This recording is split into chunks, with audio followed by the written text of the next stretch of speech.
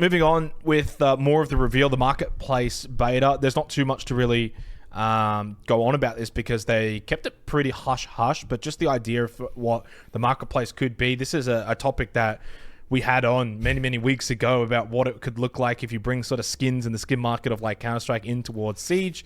Again, they've kind of announced it without really going into too much detail surrounding it. We're not too sure what it would look like, especially when it is all finalized. But I think just the idea of it actually coming in opens up this whole new avenue for the game, and this new sort of market for the game. And you think about really skins in general and trading NFTs using that. Obviously, that's kind of fallen off a little bit, but it's something that Siege hasn't really been able to get into despite being in a genre that has these kind of things. Now it's starting to think, okay, what can we do? And you think about sort of like just, it would have been perfect to have all this time. Imagine rare skins from like 2017, 2018 or something that you could trade that would have increased in value. They would have been hard to get. Those kind of things could be traded and sold, and value go up and down. And it adds an extra element, extra layer, and probably brings other people into the game for different reasons. Yeah, so you can actually register for this beta. I don't know when it goes live. I would assume probably early next year. The only real details we know is that transactions are done with credits. So R6 credits, and there's a 10% market fee. Now, we don't know if there's like peer-to-peer trading, because we know if there is, that would open up the grey market and third-party marketplaces like you see with CS. So I doubt that would probably be what it is. I'm assuming it's just like an anonymous marketplace. You list an item, you have a price or auction or whatever, and it links it with other buyers. That's what I assume.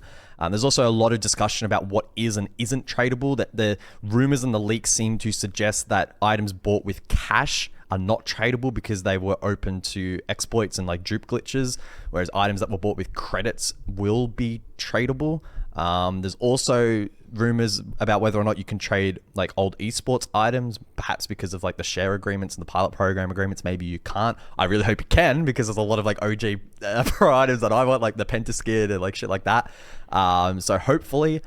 So yeah, it's a lot of unknowns at the moment, but I will say like people give a shit about this. Like I made a tweet the other day, and it was basically saying like, what do you guys think will be the rarest items? And I just gave a couple of ideas what I think it could be.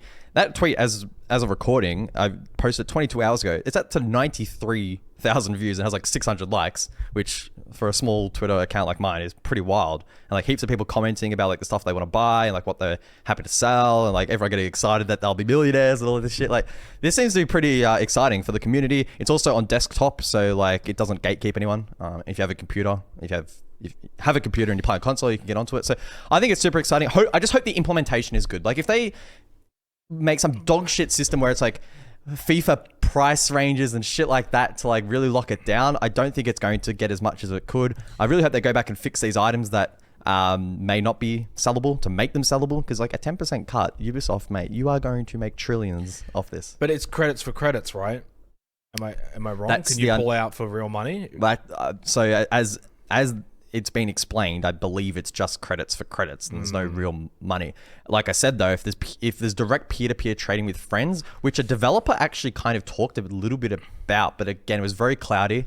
So I don't know if that'll actually be a thing. You open that up, you get a grey market overnight with bot accounts and whatever, and you'll have like a buff for R6, which I'm not going to say is good or bad because I have no idea what the TOS is, but that's the interesting thing about it, because like then you're just basically modeling Steam and what Valve have kind of done, right? Because like if you actually think about it, realistically, the way the skins work in say Counter-Strike is it's built for trading on Steam. Like it's meant to be the Steam credits, and you buy it on Steam and then you get Steam credits. You're not actually meant to make money off of CS skins, for example. That was never the intention, but because of the fact that you can just trade manually, then that opens up external and third-party websites that allow you to actually make money, lose money at the moment based on the skin market. But yeah, so that'll be, I guess, the biggest factor then is maybe the marketplace for Siege will start this way, and then if they open up trading, oh mate, that's the Wild West. Then yeah, then I'd be a millionaire. Yeah, then it all. I'd be investing. We'll move forward, obviously.